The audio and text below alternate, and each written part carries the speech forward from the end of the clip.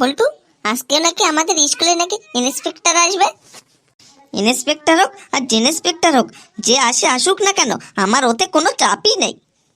আরে তোর কি চাপ আছে রে? তুই তো একদম পুরো গুজাই মিলিয়ে দিস, তা তোর কিভাবে তোর চাপটা আসবে রে? বল্টু হলো তাবলি মারার ওষুধ। ওকে যে কোনো প্রশ্ন করুক না কেন, ও ওতে তাবলি মেরে দিবি। এই সবাই চুপ, স্যার আসছে। Good morning sir. Good morning sir. Good morning sir. Good morning sir. বস বস, তোরা সকলেই বসে পড়। স্যার, ঈদের পরের দিন আপনার বাড়িতে একটা টিফিন বক্স রেখে এসেছিলাম, ওটা দেখেছেন স্যার? কেননা বাড়িতে কেউ ছিল না বলে, তার কারণে জানলার ধারে রেখে এসেছিলাম স্যার। হ্যাঁ রে হ্যাঁ, আমি দেখেছি। স্যার, কি ছিল ওই টিফিন বক্সে? টিফিন বক্সটা প্রথম দেখি আমি বলি ওটা কি জানো, খুলে দেখেছি ওর মধ্যে দেখেছি সিজানোটা আমরা সবাই মিলে খেয়ে নিয়েছি। তার টিফিন বক্সটা আমার বাড়ির ওখানেই আছে, ঠিক আছে তুই যাওয়ার সময় ওটা নিয়ে নিস। আজকে কিন্তু তোদের স্কুলে ইন্সপেক্টর আসবে, তাহলে উত্তরটা তোরা ঠিকভাবে দিয়ে দিস বাবা। স্যার, আজকে যখন ইন্সপেক্টর আসবে, যখন প্রশ্ন ধরবে, আপনিও আমাদেরকে একটু হেল্প করবেন, কারণ আপনাদেরও তো মান সম্মানের ব্যাপার আছে। কেননা যদি মান সম্মানটা চলে যায়, তাই যখন ইন্সপেক্টর আমাদেরকে প্রশ্ন করবে, প্রশ্নের কিছু ভাবে আমাদের সাহায্য করবেন স্যার। তা বেশ, আমি যতটা পারবো তোদের ততটা আমি হেল্প করব। তোরা ঠিকঠাক ভাবে তাহলেও তোরা উত্তরগুলি দিয়ে দিস। ওই দেখ, মনে হচ্ছে ইন্সপেক্টর চলে এসছে। বসো বসো, তোমরা সকলেই এখন বসো। তা তোমরা সকলেই কেমন আছো? স্যার, এতক্ষণ আমরা ভালোই ছিলাম, আপনি আসার পর থেকে আমরা একটু অসুস্থ হয়ে গেলাম স্যার। সেটা আবার কি? তোমরা আবার অসুস্থ? তোমরা তো অসুস্থ হবার কথা না, কেননা তোমরা তো আমাদেরকে অসুস্থ করে রেখে দিয়েছো। এই মাঝে যে দাঁড়িয়ে আছো, ওর নাম ঘেচু না? তুমি উঠে দাঁড়াও। তুমি বলো, আমেরিকার এখন যে রাষ্ট্রপতি, যে আগে যে রাষ্ট্রপতি ছিল, তার নাম কি ছিল সেটা বলো। Donald Trump. Donald Trump. Sir, petrol pump. Petrol pump? সে আবার কি পেট্রোল পাম্প? ওটা পেট্রোল পাম্প হবে না, ওটা হবে ডোনাল্ড ট্রাম্প। Donald Trump. প্রথমেই তুই আমার মেজাজটা একদম পুরো গরম করে দিলি। তোকে বললাম যে ডোনাল্ড ট্রাম্প, তুই বললি কি পেট্রোল পাম্প। এই লাল চক্র কাটা জামা, তুমি উঠে দাঁড়াও। দাঁড়িয়ে বলো তো ভারতের একটি জাতীয় সড়কের নাম বলো। MH47। MH47। Sir, AK-47। AK-47। বললাম যে MH47, এ বললো AK-47। AK-47। AK-47 ওটা হলো তো বন্দুকের নাম, ওটা হবে NH-47, কারণ এটা হচ্ছে ন্যাশনাল হাইওয়ে নাম। স্যার, আপনি এদিকে একটু চলে আসুন তো। এই তোমার নাম ফসকে না? ফসকে, তুমি উঠে দাঁড়াও তো। যদি একজন মানুষ 1 কিলোমিটার যেতে যদি 1 ঘন্টা টাইম লাগে, তাহলে 10 কিলোমিটার যেতে তাহলে কত ঘন্টা লাগবে? স্যার, এটা তো আমি বুঝতে পারলাম না। সে যখন যাবে তাহলে ঘন্টা কেন নেবে? ঘন্টা নিয়ে কি ও কি রাস্তায় কি বাজাবে? আরে, আমি বাবাজির ঘন্টার কথা বলছি না, আমি সময়ের ঘন্টা, মিনিটের ঘন্টা ও টাইমের ঘন্টার কথা বলছি আমি। স্যার, সেটা আমি বলতে পারবো না। সে যেতে তার কত ঘন্টা ঘন্টি নেবে সে তো আমি জানতেই পারবো না, ও বলতেও পারবো না স্যার। স্যার, আমি বলবো? হ্যাঁ, তুমি বলো। স্যার, আমার মনে হয় ও যদি 1 কিলোমিটার যেতে যদি 1 ঘন্টা টাইম লাগে, তাহলেও 10 কিলোমিটার যেতে তার 1 ঘন্টাই টাইম লাগবে স্যার। 1 কিলোমিটার যেতে যদি 1 ঘন্টা টাইম লাগে, তাহলে 10 কিলোমিটার যেতেও তার 1 ঘন্টা টাইম লাগবে? এটা কিভাবে সম্ভব? কিভাবে হয় এটা? স্যার, ওই ব্যক্তি যখন 1 কিলোমিটার পথ যাবে, সে তখন পায়ে হেঁটে যাবে। তখন সে 10 কিলোমিটার যাবে, সে তখন তাড়াতাড়ি করার জন্য সে সাইকেলে উঠে তাড়াতাড়ি করে যাবে, তখন তার 10 কিলোমিটার যেতে তার 1 ঘন্টায় টাইম লাগবে স্যার। তুই তো দেখতে পাচ্ছি, তুই তো পুরো অঙ্কে পুরো জাহাজ, তুই ওইভাবেই দাঁড়িয়ে থাক। এই, তোর নাম পেচি না? পেচি, তুই বলতো পঞ্চ পাণ্ডব কে কে ছিলেন? স্যার, একজনের নাম ভীম ছিল, তার একটা বড় দাদা ছিল, তারা তিনি ভাই ছিল। আমি কিন্তু এবার পুরো অজ্ঞান হয়ে যাব। তোরা কি কেউ কি বলতে পারবি পঞ্চ পাণ্ডব কে কে ছিলেন? স্যার, পঞ্চ পাণ্ডব ছিলেন যুধিষ্ঠি, ভীম, অর্জুন ও মহাদেব, এরাই ছিলেন পঞ্চ পাণ্ডব স্যার। শুনে আমি খুশি হলাম, খুবই খুশি হলাম। কেউ একজন স্কুলের মধ্যেও একজন ভালো স্টুডেন্ট আছে। ঠিক আছে বাবা, তুই এখন বস। স্যার, আমি একটু বসবো, কারণ আমার মাথাটা কেমন টন টন টন টন করছে। ওই যে তোর একই প্রশ্ন, কেননা তখন তোর পড়া ধরবো তখন তোর পা ঝনঝন মাথা টনটন, ওই একই রোগ। যখন পড়াশুনো ধরলে তখন তোর পা ঝনঝন মাথা টনটন করে। তা বেশ ঠিক আছে, তোকে একটা প্রশ্ন ধরবো, প্রশ্নের যদি ঠিকঠাক ভাবে যদি উত্তর দিতে পারিস তাহলে তুই বসতে পারিস। স্যার বলুন স্যার। ধর তোর কাছে দুটি বিড়াল দিলাম, আরো দুটি বিড়াল দিলাম, আরো দুটি বিড়াল দিলাম, তাহলে তোর কাছে এখন কটি বিড়াল হবে? স্যার 7টি বিড়াল হবে। আরে না রে, আরে ধর তোর কাছে দুটি বিড়াল দিলাম, আরো দুটি বিড়াল দিলাম, আরো দুটি বিড়াল দিলাম, এখন তোর কাছে তাহলে কটা বিড়াল আছে সেটা বল। স্যার বললাম তো 7টি বিড়াল হলো। আরে না রে না, তোকে অন্যভাবে আমি বোঝাচ্ছি।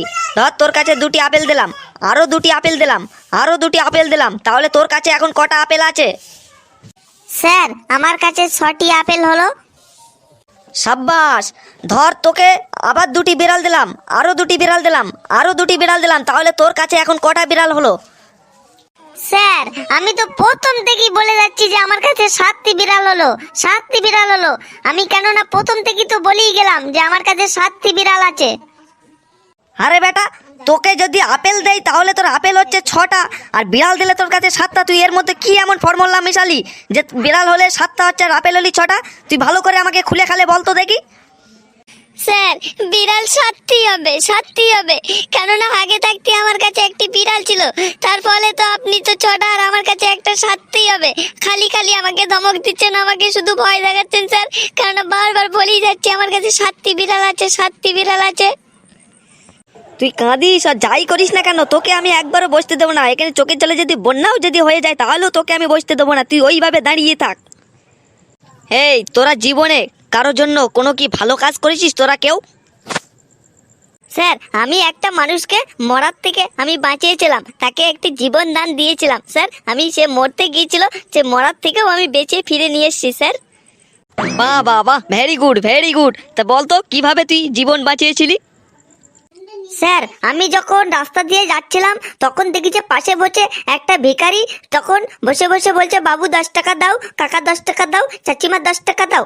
তখন আমি গিয়ে তখন ওকে আমি বললাম যে তোমাকে 10 টাকার বোতলে যদি 1 লাখ টাকা দেই তাহলে তুমি কি করবে? বলে 1 লাখ টাকা দিলে আমি তখনই মরে যাব। এই কথা শুনে তখন আমি সেই ভিখারিটাকে 1 টাকাও আমি দেইনি, কেননা জানি যদি 1 লাখ টাকা দেই তাহলে ও মরে যাবে, তার ফলে আমি তাকে জীবন বাঁচিয়ে দিয়েছি স্যার। বাহ বল্টু বাহ, তুই তো দারুণ ভাবে তো একটা ভিখারিকে জীবন বাঁচিয়ে দিছিস। ওর বাড়ির লোক তো তোকে আশীর্বাদ দেবার কথা, তুই ওইভাবেই দাঁড়িয়ে থাক। দেখি তো তোরা বাংলা কেমন জানিস? এই তোরা বাংলায় কেমন ভাবে দরখাস্ত লিখতে হয় তোরা কি জানিস? কিভাবে লিখতে হয়? স্যার কিসের আবেদন স্যার? ধর স্যুটের আবেদন বা স্কুলে ফিস দেওয়ার সময় যে দরখাস্ত লিখতে হয় তার আবেদন কিভাবে লিখতে হয় জানিস? হ্যাঁ স্যার জানি স্যার, সব আবেদন লিখতেও পারি ও বলতেও পারি স্যার। স্যার আমি বলবো স্যার। এই ছেলেটাকে ধরা যাবে না, কেন এই ছেলেটার একদিন উত্তর শুনে আমি বেহুশ হয়ে গিয়েছিলাম। এই ছেলেটাকে লাস্টে একটা ছোট্ট করে একটা প্রশ্ন ধরে দেবো। বেশ ফসকে তুই আগে বল। স্যার কি নিয়ে বলবো স্যার? তা বেশ, তুই ধর 2 দিন স্কুলে আসতে পারবি না, তাহলে হেড স্যারকে কিভাবে তুই দরখাস্ত লিখবি সেটা আগে বল। স্যার আমি ডেলি তো স্কুলে আসি, আমি কেন দরখাস্ত লিখবো স্যার? আহা, আরে ধর তুই 2 দিন কোনো কাজের জন্য তুই স্কুলে আসতে পারবি না, তাহলে তুই কোনভাবে কিভাবে দরখাস্ত লিখবি সেটা আগে বল। স্যার আমি কি মিনিস্টার না প্রধানমন্ত্রী যে আমার কোনো জরুরি কাজ থাকবে? স্যার আমার কোনো জরুরি কাজ থাকে না, আমার একটাই সমস্যা আছে, সেটা হলো পাতলা পায়খানা। পাতলা পায়খানার জন্য স্যার দরখাস্ত কোনো লিখতে হয় না। যদি তাও হলেও বেশি যদি পাতলা পায়খানা হয় তাহলে তাড়াতাড়ি গিয়ে পাতলা পায়খানাটা সেরে এসে তারপরে ওই স্কুলে চলে আসি স্যার। তা বেশ, তাহলে তুই স্কুলে ফিজের জন্য মুকুব করার জন্য তাহলে কিভাবে তুই দরখাস্ত লিখিস সেটা আগে বল। স্যার আমার ফিজ আবেদন মুকুব চাই না স্যার, কারণ প্রত্যেক মাসে আমি ফিজ দিয়েই যাই। কারণ আপনি দেখতে পারেন, কারণ আপডেট দিয়ে দেখতে পারেন যে আমার ফুল ফিজ দেওয়া আছে, সেটা হেড স্যারকেও একবার জিজ্ঞাসা করে দেখতে পারেন যে আমার ফিজ পুরো আপডেট করা আছে স্যার। আহা, এ তো মহা মুশকিলে পড়া গেল তো। তা বেশ, ধর তোর 2 দিন শরীর খারাপ করলো, তাহলে তুই হেড স্যারকে কিভাবে দরখাস্ত লিখবি সেটা আগে বল। স্যার আমার তো কোনো রোগই নেই, রোগ বালা কিছুই নেই, তাহলেও কেন আমি ছুটির দরখাস্ত লিখবো স্যার? আমার তো কোনো রোগ বালাই নেই, তাহলে কিসের জন্য আমি ছুটির দরখাস্ত লিখবো স্যার? আমার তো কোনো রোগ বালাই নেই, তাহলে কিসের জন্য আমি ছুটির দরখাস্ত লিখবো স্যার? আমার তো কোনো রোগ বালাই নেই, তাহলে কিসের জন্য আমি ছুটির দরখাস্ত লিখবো স্যার? আমার তো কোনো রোগ বালাই নেই, তাহলে কিসের জন্য আমি ছুটির দরখাস্ত লিখবো স্যার? আরে তোর অনেকক্ষণ ধরে তোর বক বক আমি শুনে যাচ্ছি। তুই দুদিন স্কুলের ছুটি তোর নিতে হবে, নিয়ে তোকে দরখাস্ত লিখতে হবে। তুই শোনাবি না সেটা আগে বল। শোনাচ্ছি স্যার, শোনাচ্ছি। প্রিয় মাস্টার মশাই, পারুলিয়া আদর্শ হাই স্কুল, আমি এক অভাগা এক ছাত্র। এই ভাইরাজের মতো একটি জ্বর হয়েছে, সেই জ্বরের খপ্পরে আমি পড়েছি। নাক দিয়ে অনারকল ঝর্ণার মতো পানি বার হয়ে যাচ্ছে, পোটলাও পর্যন্ত বার হয়ে যাচ্ছে। মেঘের গর্জনের মতো খ্যাক খ্যাক করে শুধু কাশি হয়েই গেল। এই খপ্পরে আমিও পড়েছি স্যার। এর কারণে আমি 2-4 দিন স্কুলে আসতে পারবো না, কারণ এর খপ্পরে পড়ে গেছি তো। তার কারণে আমি এই স্কুলে আসতে পারবো না 2-4 দিন। তার কারণে আর বেশি পাতলা পায়খানা হচ্ছে, গাটাও কেরাম ম্যাচ ভ্যাস ভ্যাস করছে। তন্দুরি চিকেন চান্দুরি কিছুই মুখে ভালো লাগছে না, রুচি আসছে না। তাহলেও এই হতভাগা এক বুদ্ধিমান ছাত্র আপনার কাছে ছুটির আবেদন চাচ্ছি স্যার। আপনি আবেদনটা যদি মঞ্জুর করে নিতেন তাহলে খুবই ভালোই হতো স্যার। ইতি হলুম ফসকে মাস্টার ভিস্তু। বাপরে বাপ, চিঠিটা যেমনই হোক না কেন আমি অনেক কিছু খাবারের নাম জানতে পারলাম। তুই ওইভাবেই দাঁড়িয়ে থাক। স্যার আমি বলবো? এই ছেলেটাকে বেশি বলা যাবে না, কেননা শেষে নাই তো আমি পুরো অজ্ঞান হয়ে বাড়িতে যেতে হবে। তাহলে ওকে একটু অল্প করে বলতে হবে। তা বেশ, তুই তাহলে এবারে বল। তো একটা কথা মনে রাখিস, তুই যখন ছুটির আবেদনের মধ্যে উল্টো পাল্টা কিছু বলবি না, ছোট্ট করে একটি বলবি, কারণ বেশি উল্টো পাল্টা কোনো কিছু বলতে চাবি না। ছোট্ট করে একটি আবেদন লিখি, যেইভাবে সেইভাবে বল দেখি। প্রিয় হেড স্যার, আমার কথা মনোযোগ দিয়ে ভালোভাবে শুনবেন, কেননা আমি আগামী 2 দিন স্কুলে আসতে পারবো না। গেলটুর বাটা বল্টু, আমার নাম হলো বল্টু, কেননা 2 দিন আমি স্কুলে আসতে পারবো না। যা করার আপনি করে নেন। বাপরে বাপ, ও ছুটির আবেদন করছে না হুমকি দিচ্ছে?